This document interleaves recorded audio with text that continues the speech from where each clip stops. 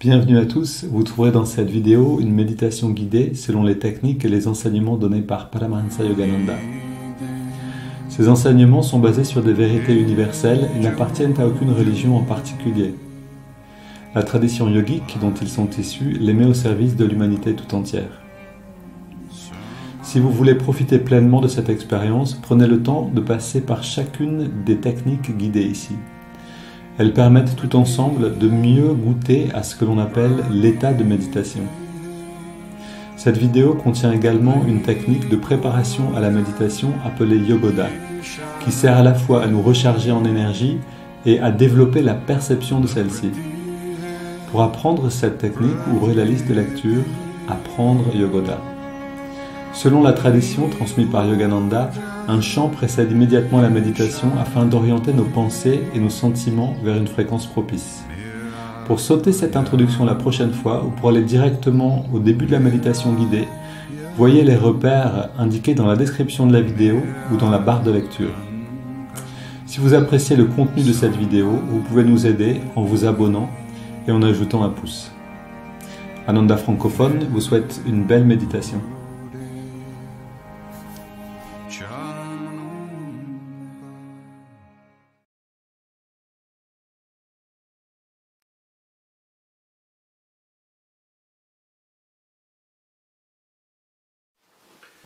Swamiji, on the spiritual path, how important is physical health, good physical health? Well, it's certainly our duty to keep our health sound, because when you've got a healthy body, your mind can be clear, it's easier to meditate. It's also a fact that many saints have had to go through lots of ill health. It doesn't prevent them from finding God. It's just a test that they have to go through. But at least our part of it should be to at least do our duty by our body, not to make a god of it, not to do everything that you can to make your body well. I met a cynic in India just a few weeks ago, and I was staggered. After all, I'm 86, and I'm not altogether firm on my pins. And he looked at me contemptuously. He said, "But you're a yogi." Well, okay, but I'm just not going to waste my energy thinking about this body when I have to dump it anyway. I'd rather think about God. And so I think that we should do our duty by our body and then forget it. Throw the dog a bone, as Sri Yukteswar said. Yes. Did Yogananda speak about health? Did he give... He did a great deal. He emphasized that we are a threefold being, body, mind, and soul. And we need to develop all three. And so he emphasized energization exercises, for example, to keep the body fit. He recommended that people do the yoga postures. And in fact, he had me demonstrate the yoga postures in front of guests when he had them. It was interesting because what happened was I've always been a bit one-sided. I have not, I admit it freely, not given enough energy to my body. But I couldn't do them very well. But one time he had Swami Premananda come from Washington, and in his presence he had us demonstrate the yoga postures. And suddenly in his presence I found I could do them all perfectly. And from then on, in fact, I was demonstrate them, and really a bit of a fraud because, and he had me also demonstrate them for guests and so on. And years later, when I was teaching yoga, I realized that people would be wanting both sides. And so I taught the yoga postures, but I wasn't satisfied with just the physical aspect. And so I developed a system which we now call Ananda Yoga, using the yoga postures and having affirmations with them to show how different physical positions help to awaken and develop certain attitudes mentally too. For example, a straight spine is going to make you much more likely to be vigorous and positive than a bent spine. When I see that a picture of that statue of Rodin's, of the thinker, I think the man must have a bellyache. He's not thinking. You don't think in that position. And so unless it's about your belly. And so the thing is that he did give emphasis to it, perhaps more than I do, and I have to say that that's his teaching. It's been a little weaker on my side. But Swami, was that a teaching more oriented to a general public or something? No, he just emphasized it, period. So with you disciples, he would speak of it also? Did he guide you more specifically in terms That's so he was talking about. But I remember one time I didn't eat supper because I wanted to have a free stomach to meditate. And one time I was at his retreat and I didn't eat. And he said, "You didn't eat supper today?" And I said, "No, sir." He said, "You should." I said, "Well, I like to meditate, and I like to meditate on an empty stomach." He said, "But it's all right now, you're young, but as you get older, if you don't have your 3 meals a day, at least a little bit of salad, little protein," he said, "your body will suffer. It'll be harder to meditate." So he was quite serious. I tried to jolly him out of that. He was quite serious with me and didn't budge an inch. So he did emphasize both sides. Swami, do you think he was speaking specifically to you? Oui, oui, on entendait Swami Kriyananda parler de l'importance du corps et quelle importance lui donner dans la spiritualité. Mais à l'instant, je montrais à nouveau le début de la vidéo parce qu'on voit les deux personnes qui interviewent Swami Kriyananda et qui sont dans un bain de béatitude un peu. Hein. On a ce grand sourire constant sur leur visage. Et c'est quelque chose qu'on ressent dans les parages, dans l'environnement d'un saint. Swami Kriyananda était vraiment dans cette vibration, particulièrement à la fin de sa vie, il l'a laissé en fait plus ressentir. En tout cas, c'est ce que disent les personnes qui étaient proches de lui. Pas qu'il ait beaucoup changé, mais il permettait plus de ressentir ce que lui-même vivait à l'intérieur. Et oui, c'est le plus précieux finalement. Je parlais hier avec quelqu'un c'était avant-hier, avec quelqu'un un ami à moi qui est resté en silence 3 ans maintenant. Donc il y a un renonçant vraiment à la mode hindoue en fait, un ami qui s'appelle Shivam de son nom spirituel et qui est resté en silence pendant 3 ans. Et je lui demandais pourquoi est-ce que son maître lui-même est resté en silence pendant très longtemps, pendant je sais plus, une 40aine d'années ou quelque chose comme ça. Et je lui demandais pourquoi est-ce que puisque c'est son nom, donc le nom de son maître c'est Chandra Swami, peut-être que vous avez entendu parler. Et je lui ai demandé pourquoi est-ce qu'il avait décidé de se mettre en silence aussi longtemps. Et en fait, la réponse c'était parce que à travers ce silence, on peut plus communiquer. C'est-à-dire que les personnes qui venaient près de Chandra Swami pour recevoir son enseignement recevaient beaucoup plus par le silence que si Chandra Swami avait parlé. Par contre, bien sûr, il répondait à des questions par écrit, et puis quelquefois, de manière exceptionnelle, il parlait aussi. Donc c'était pas une règle absolue, mais c'était vraiment une manière de propager quelque chose.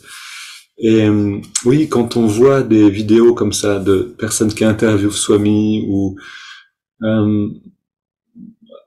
on voit aussi quand on est, par exemple, on regarde en ce moment un documentaire sur Neem Karoli Baba. Je voudrais vous montrer un petit peu aussi des morceaux de ce documentaire parce que c'est très beau. Et là, on voit ce saint qui était vraiment très particulier, qui avait vraiment une manière assez inattendue d'être en relation avec les personnes comme ça autour de lui. Mais malgré cette manière un peu étrange, on se demande si tout va bien en fait, mais en fait oui, ça va plus que bien, et les personnes autour de lui reçoivent tout ce bien-être.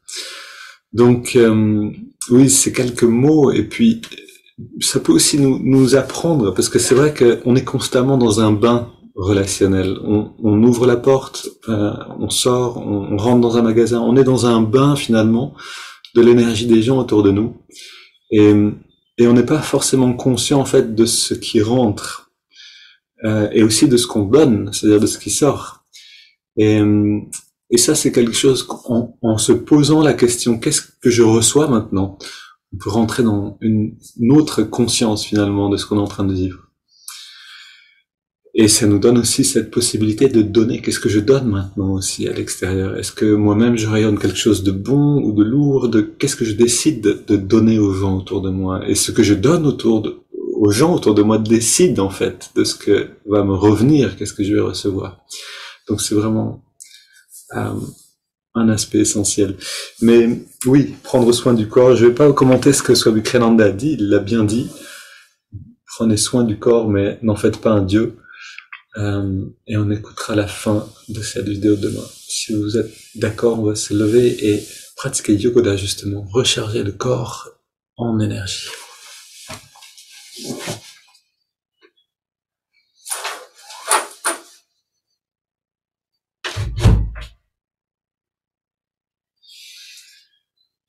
Ô Esprit infini, recharge notre corps avec ton énergie cosmique, notre mental avec ta concentration et ta détermination, notre esprit avec ta sagesse et notre âme avec ta joie toujours nouvelle. L'éternelle jeunesse du corps et de l'esprit demeure en nous pour toujours. Aujourd'hui, comme on l'a fait les derniers jours, on va se concentrer sur le moment de relâcher les muscles. Donc, on fait tout normalement, mais on met l'attention sur le relâchement et la détente. Inspire, on contracte tout, et on relâche complètement, et on sent ce qui se passe à ce moment-là.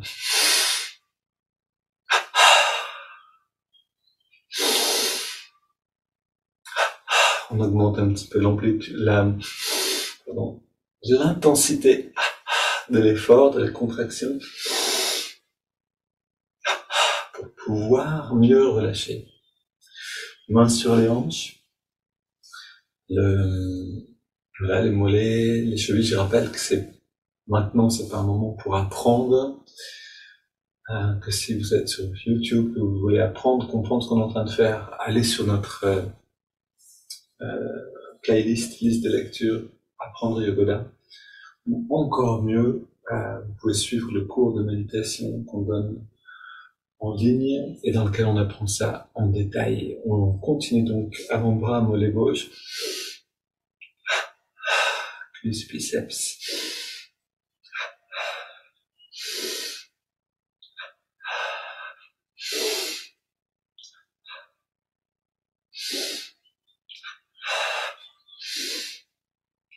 Change de côté. Même chose ici. Alors, on veut vraiment contracter au maximum et relâcher complètement et ressentir.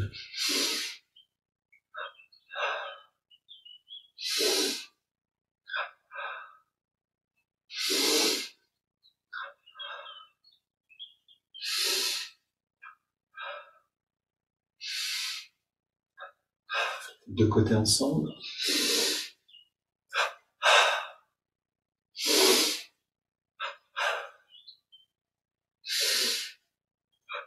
Le bonheur dépend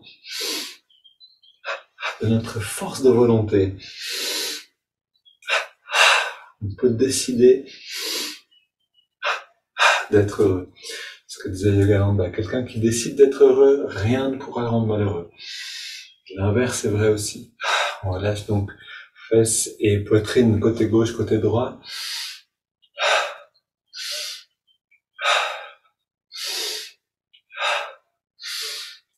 Et donc par ces techniques, on apprend aussi à vouloir. Comment on fait pour entraîner la volonté? On apprend avec la contraction des muscles et le relâchement, on apprend à muscler la volonté.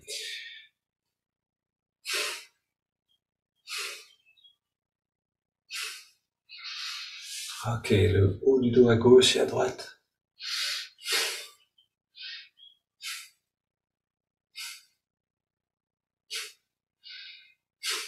Puis, un mouvement des épaules. Vous pouvez faire cette expérience une fois, un jour où vous êtes, ou même simplement n'importe quand, vous décidez d'aller chercher à l'intérieur de vous un vrai sourire et de le garder pendant 10 minutes. Et vous regardez ce qui se passe. Ça demande de la volonté, mais ça change complètement notre perception du monde. Très intéressant. On contracte le cou entièrement. Puis à gauche et à droite.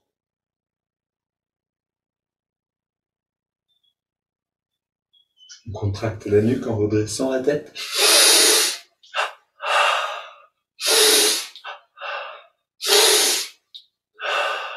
Le cou en faisant des petits cercles dans les deux sens. Et détendu, grand cercle.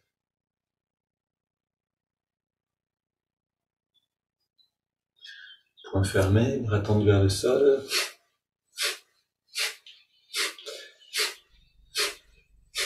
N'oubliez pas que les épaules vont dans un sens pendant que le bassin va dans l'autre sens. On a un contre-mouvement. Ici, double mouvement. Main sur les hanches et petit cercle.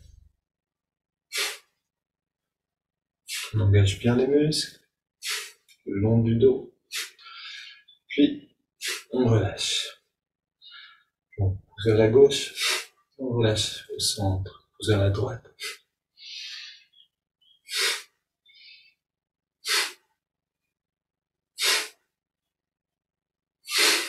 Ok. Pousse sur les vertèbres.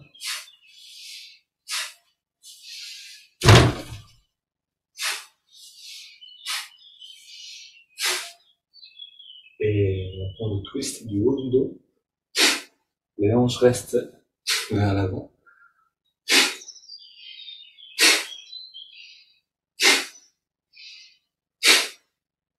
On tapote sur la tête.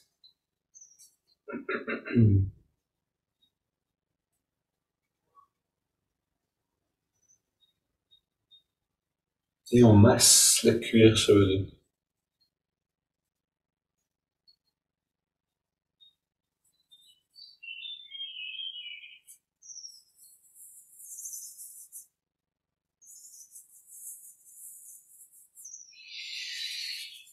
Ok, on ouvre le passage de l'énergie sous l'occiput, 3 cercles dans chaque sens, puis on inspire.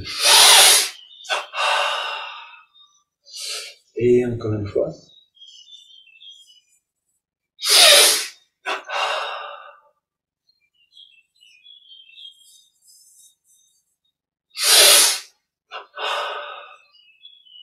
Biceps, gauche et droite. Et toujours, on garde les yeux fermés, si possible, et on se concentre sur le détendre. Pour bien ressentir ce moment-là, on concentre, on contracte tous les muscles. Et on relâche bien, on sent l'afflux d'énergie, de chaleur. Inspire encore, on contracte tout. Et on relâche bien. On contracte le pied gauche et on relâche le pied droit au maximum et on relâche le mollet gauche, pareil, mollet droit, on relâche cuisse gauche et cuisse droite, fesse gauche, fesse droite, bas du ventre, haut du ventre, avant-bras gauche, avant-bras droit, biceps à gauche et à droite, poitrine à gauche et à droite, le cou dans chaque direction et ensuite pied gauche, on ajoute le pied droit, on ajoute le mollet gauche et le mollet droit. On garde tout ça, on ajoute cuisse gauche, cuisse droite, fesse gauche, fesse droite, bas du ventre, avant-bras gauche, avant-bras droit, biceps à gauche et à droite, poitrine des deux côtés, double inspire, tous les muscles maximum. Et on relâche le cou, on relâche la poitrine à droite, à gauche, biceps droit, et gauche, avant-bras droit et gauche. On relâche le haut du ventre, le bas du ventre, fesse droite, fesse gauche, cuisse, droite et gauche, mollet, et les pieds. Double inspire, on contracte tout. On relâche bien. Encore une. Et on relâche complètement. Et on reste les yeux fermés un instant. Prends une grande inspire. On garde l'air dedans. On détend encore plus tous les muscles et on expire par la bouche. Prends le temps de goûter à tout ça.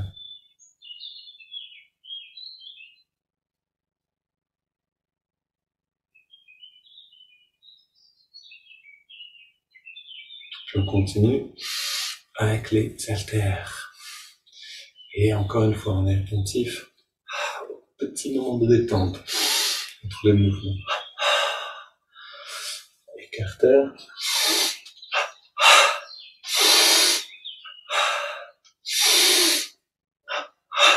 Alterlatéral.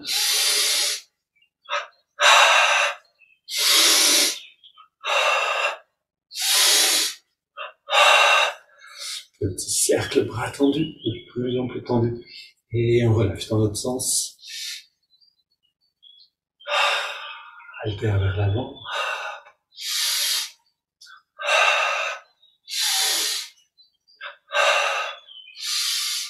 Puis, les mains, les doigts, recharge des mains.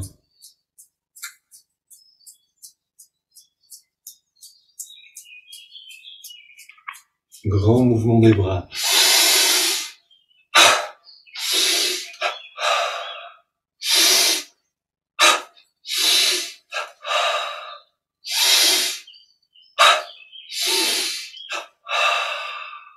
Et puis, bras tendus.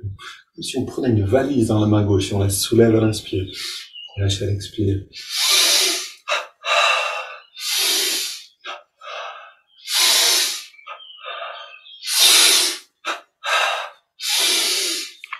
Latéralement.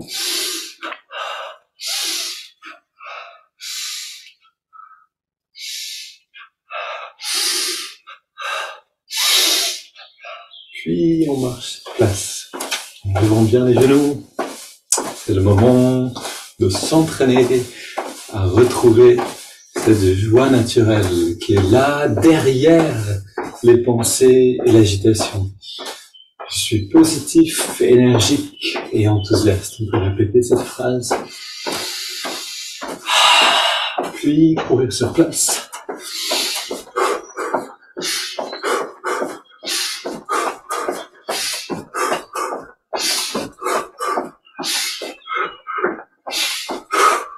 Ok, pied gauche devant. Pied droit. Lâchez tous les muscles.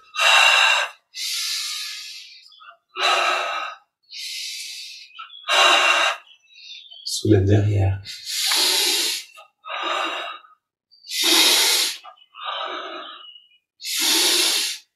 Soulève devant.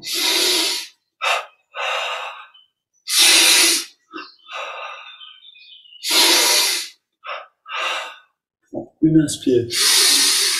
Puis on reste poumon vide. Je vais rentrer le ventre le plus loin possible.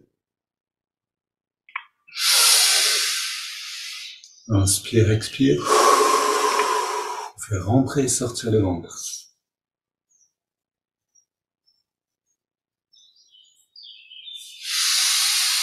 Encore une fois.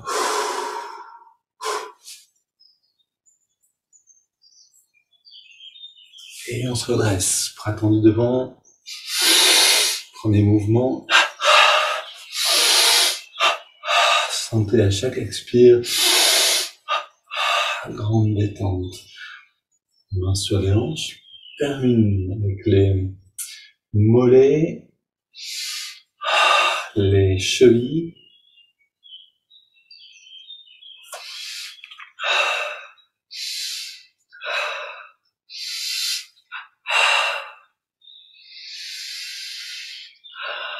Puis les hanches. Jambes tendues. Cercle en partant vers l'avant, puis en partant d'abord sur le côté.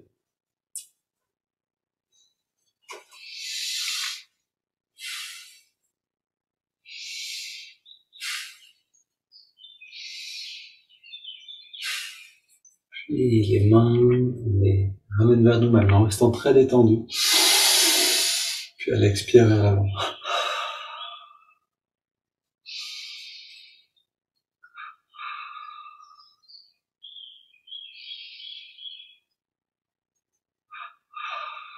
Et à chaque expiration,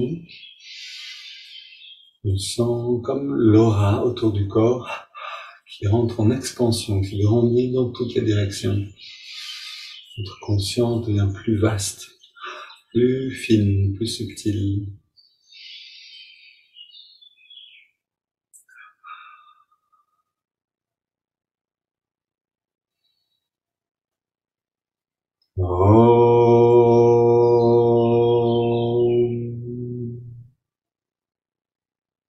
Avec avec ce Om, on peut vraiment sentir ce rayonnement de conscience à l'extérieur. Relâchons les bras le long du corps, on garde les yeux fermés. On est très détendu. Et on existe maintenant un petit peu plus dans notre réalité énergétique. On a déplacé la conscience du corps physique au corps d'énergie.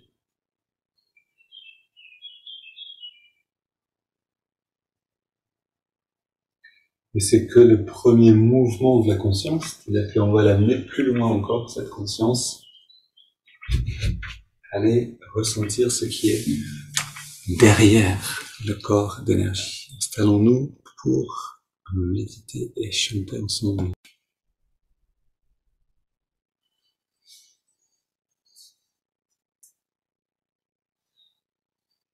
La caméra qui s'allume, on sort de l'obscurité.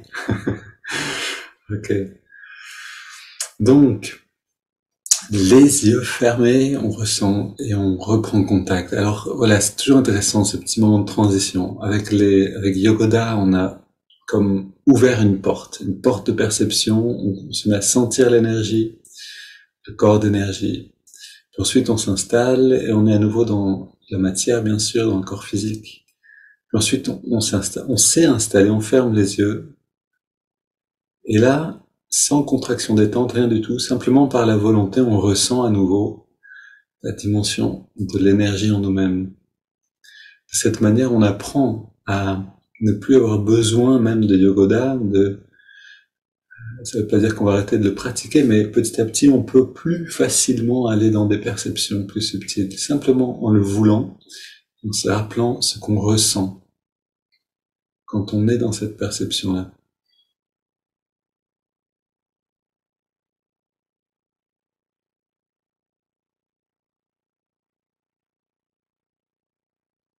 Et là est une grande richesse dans la méditation régulière, c'est qu'on a de moins en moins besoin de temps pour aller dans des états de plus en plus agréables, de plus en plus profonds.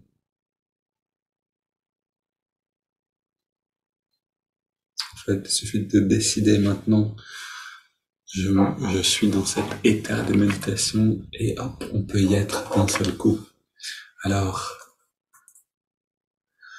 ce chant fait allusion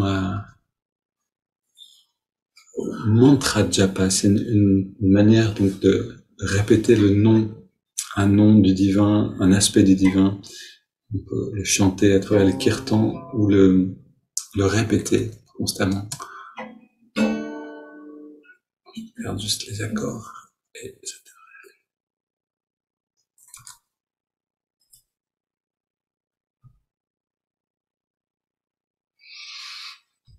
voilà.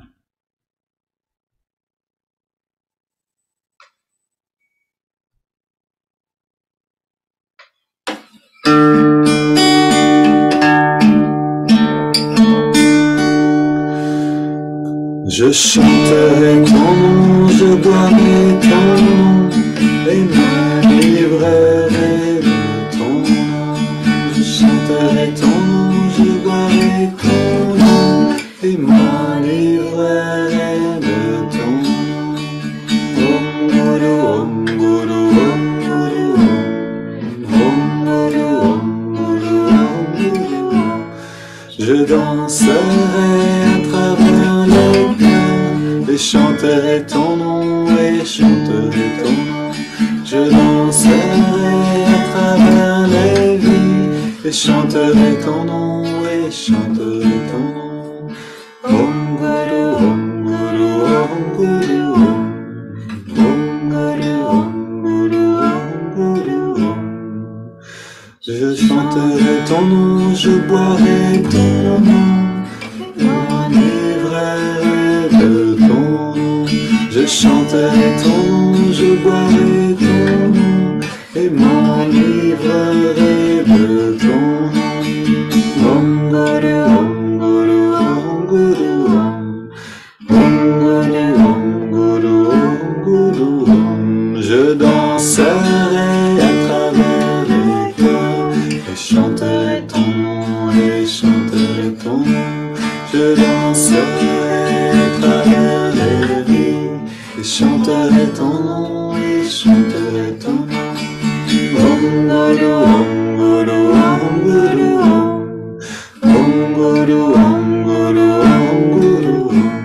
Je chanterai ton nom, je boirai ton nom, m'enivrerai de ton nom. Je chanterai ton nom, je boirai ton nom, et m'enivrerai de ton nom. Om Guru, Om Guru, Om Guru, Om. Om Guru, Om Guru, Om Guru, Om. Om Guru, Om Guru, Om Guru, Om. Om Guru, Om Guru, Om Guru, Om.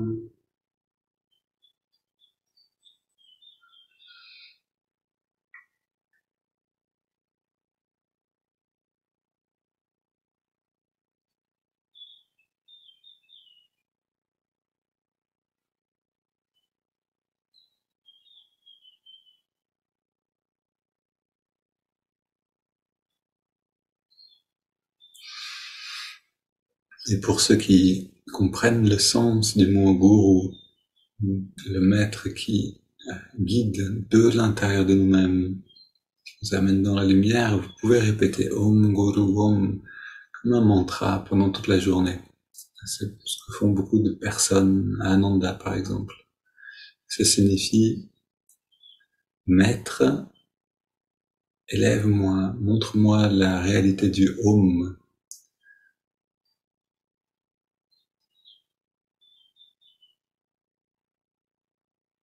Om qui est aussi une manifestation simplement de l'Esprit Saint, de ce qui nous guide à chaque instant si on peut être à l'écoute.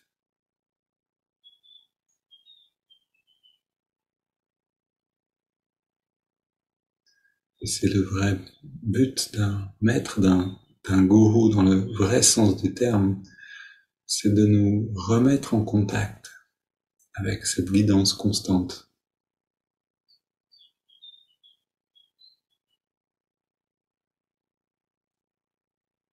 Que nos décisions ne viennent plus du mental, mais de cette voix de l'intuition qui parle, qui murmure toujours derrière les mots du mental.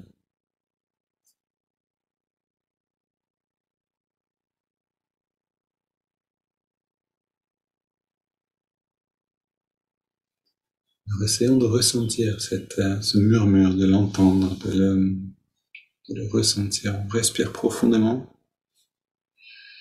Le ventre sort au début de l'inspire et rentre à la fin de l'expiration.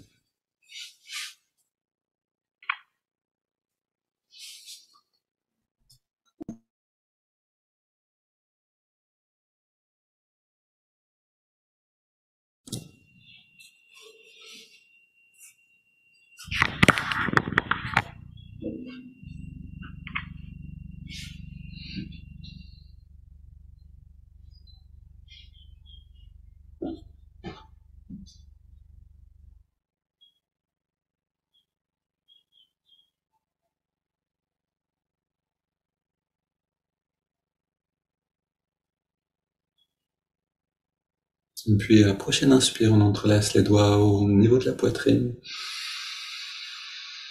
Expire, on amène les mains vers l'avant, on arrondit le dos le plus possible. Inspire, on redresse et on étire tout vers le ciel. Expire, on se penche vers la gauche, lentement. Inspire au centre.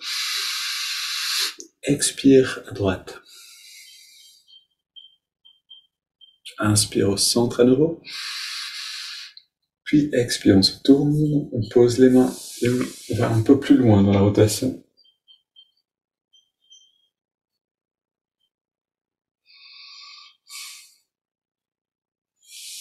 Puis on revient au centre. Inspire, on étire vers le ciel. Expire, on se tourne vers la droite, on pose les mains et on va plus loin.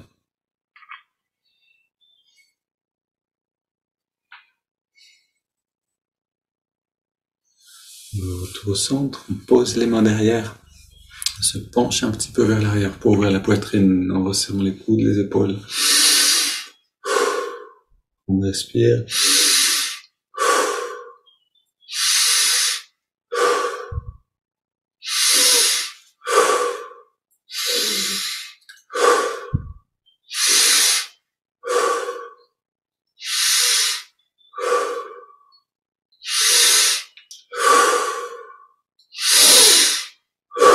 Maintenant, on augmente un petit peu l'amplitude des respirations.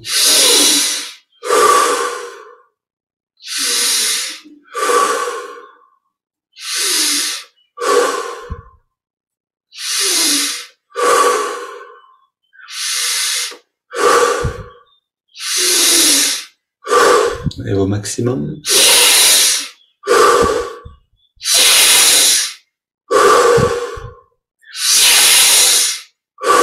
5 dernières.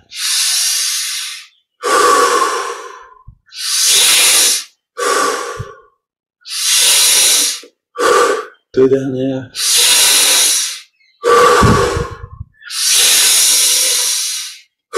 Puis on vient au centre. On pose les mains sur les cuisses pour vers le ciel, dos redressé détendu. Grande inspiration lente. On garde l'air dedans. On retient le souffle.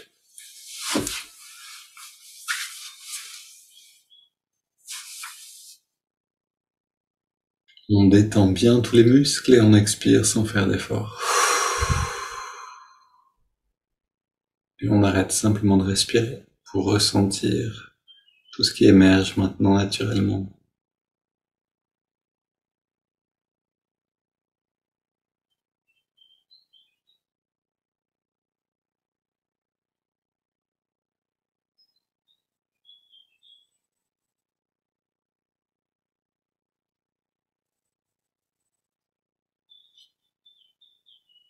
Puis on inspire à nouveau.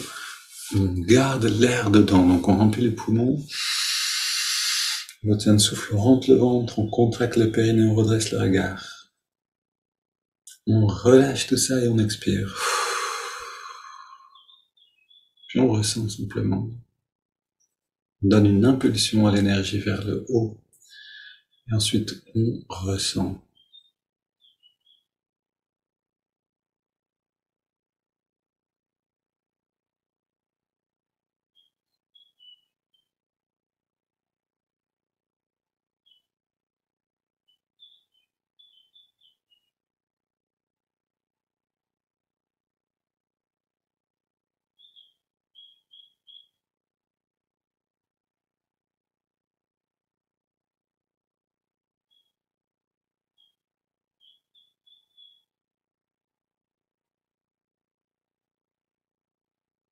Puis on prend une double inspiration par les narines.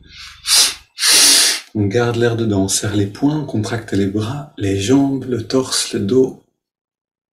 On expire et on relâche bien tous les muscles. On recommence.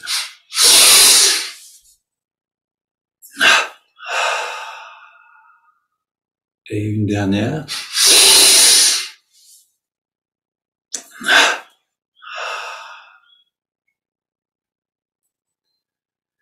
Et dans cette détente, on inspire par les narines sur 5 en ressentant l'énergie qui remonte le long de la colonne. Donc on passe à travers toute la colonne. Inspire.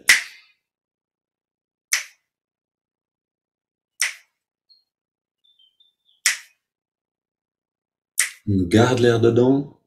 Et toute l'attention et l'énergie viennent donc dans le lobe frontal, à la jonction des sourcils. Et puis on expire maintenant. On sent un rayonnement de bien-être qui émane de l'œil spirituel. Inspire à nouveau.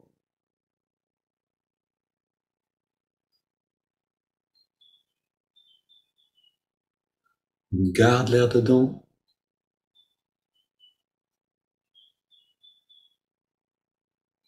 Expire.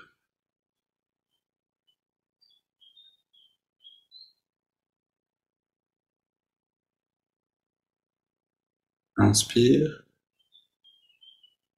Passez bien par toutes les étapes de la colonne vertébrale, chaque région.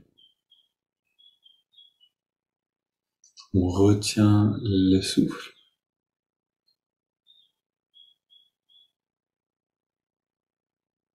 Expire.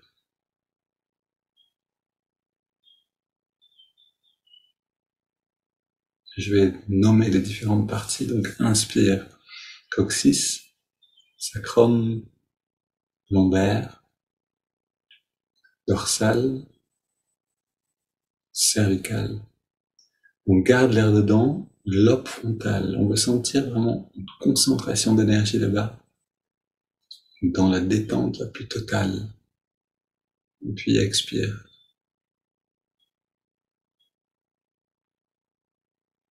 Un dernier cycle, inspire.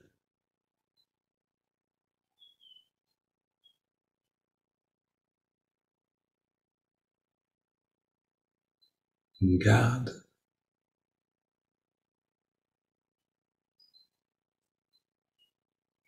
Expire.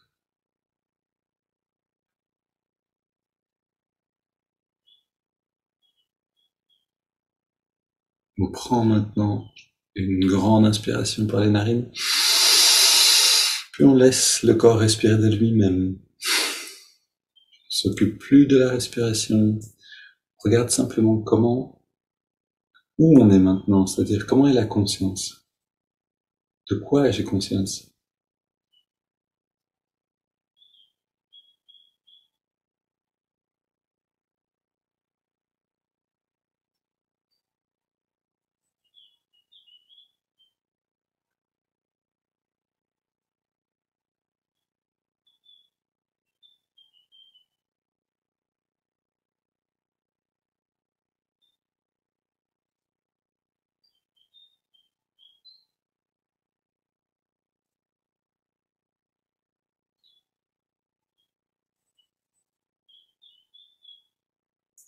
On reste dans cette intériorité. On va écouter aujourd'hui quelques lignes avant d'aller dans la méditation plus profondément.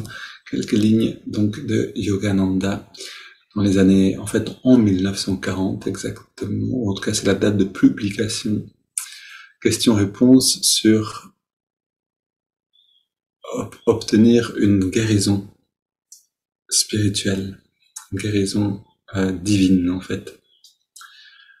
Donc la question est: comment puis-je obtenir une guérison divine permanente?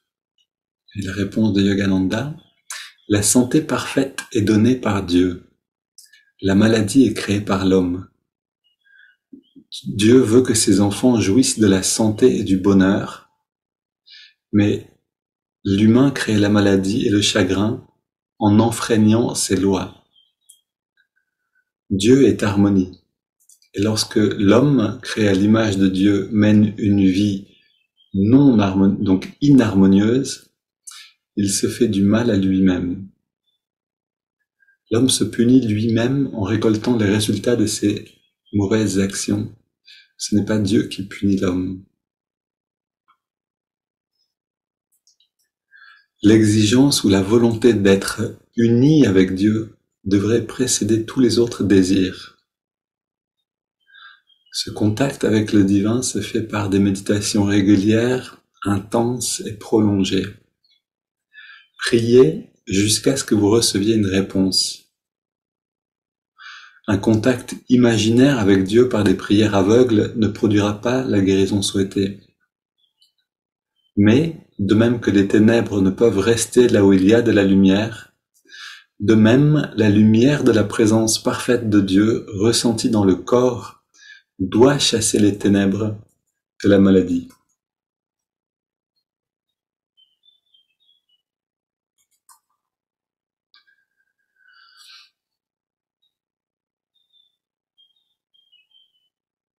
De cette manière, on entend que la méditation peut complètement contribuer à la santé spirituelle, émotionnelle, mais aussi corporelle. C'est-à-dire que le corps va se retrouver baigné dans cette lumière du contact avec la source, avec ce bien-être qui est en nous.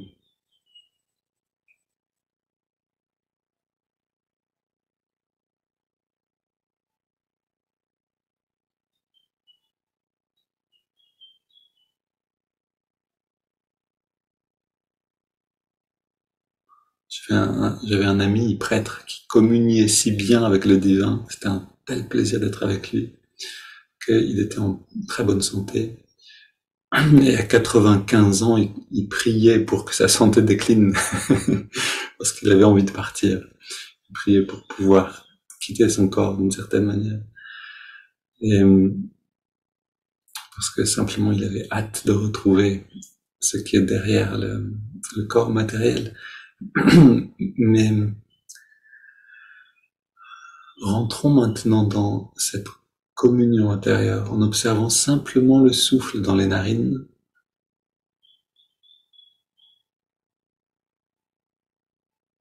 Tout en sachant que derrière l'apparence du souffle, simplement un courant d'air dans les narines, on a ce souffle de vie, le souffle divin qui vient nous garder en équilibre, en vie.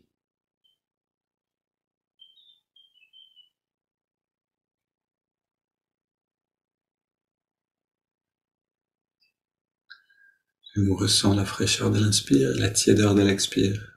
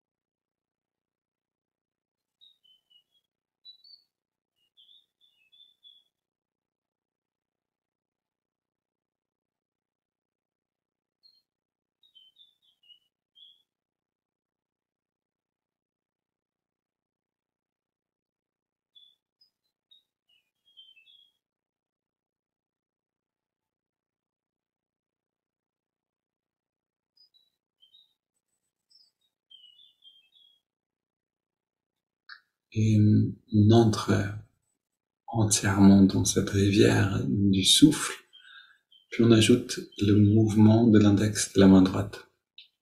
À chaque inspiration naturelle, l'index revient un tout petit peu vers la paume de la main, et à chaque expiration naturelle, on relâche l'index complètement, et en même temps tous les muscles du corps.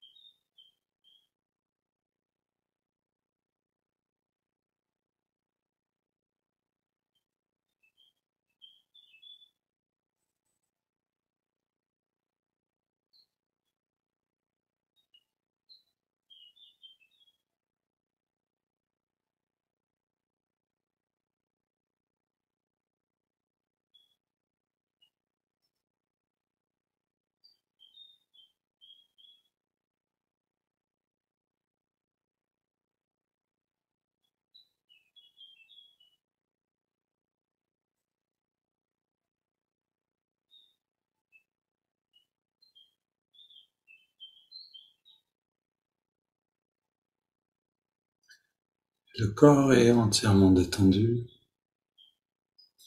L'esprit se libère petit à petit de l'enveloppe charnelle Et on retrouve le mantra Hong So, Hong qui accompagne l'inspiration naturelle, So toute l'expiration naturelle.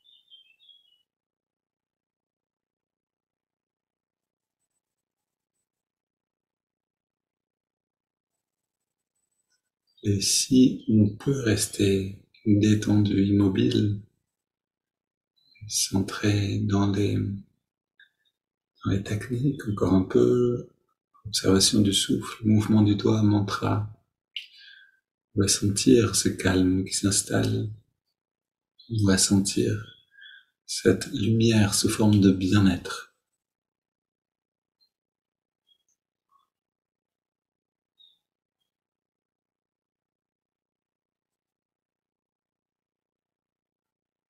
Ou au moins, on va sentir moins d'agitation.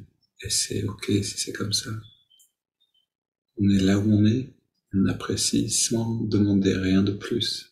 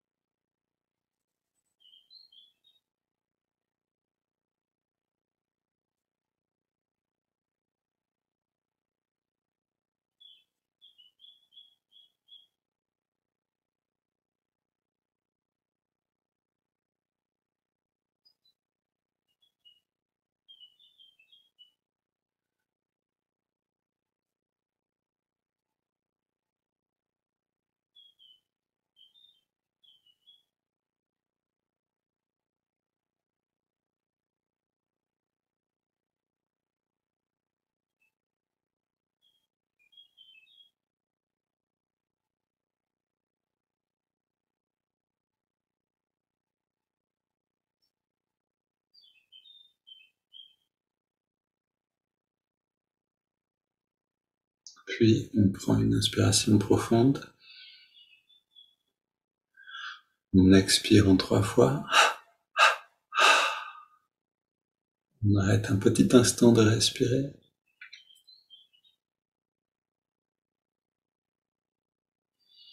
On laisse le corps à nouveau respirer de lui-même. On abandonne toutes les techniques, les efforts. On arrête de faire pour être.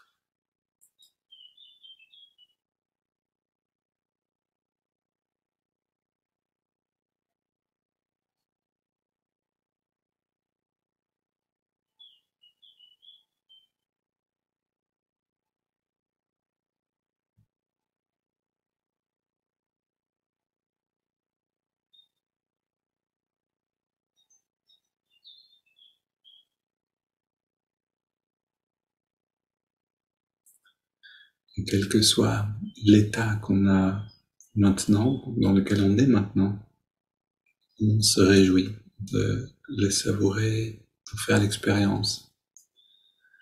C'est en se réjouissant de ce qui nous est donné qu'on va recevoir naturellement un peu plus.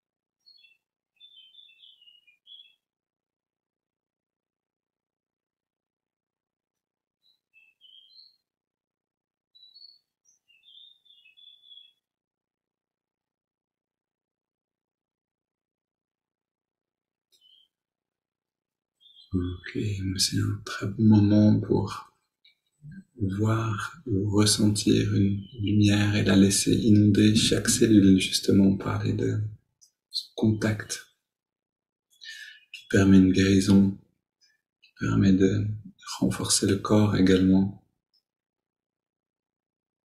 Et on rayonne ensuite cette lumière vers l'extérieur. Je vous souhaite une bonne journée.